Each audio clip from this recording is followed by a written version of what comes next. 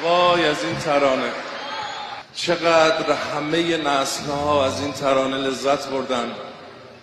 اردلان سرفراز عزیز، صدای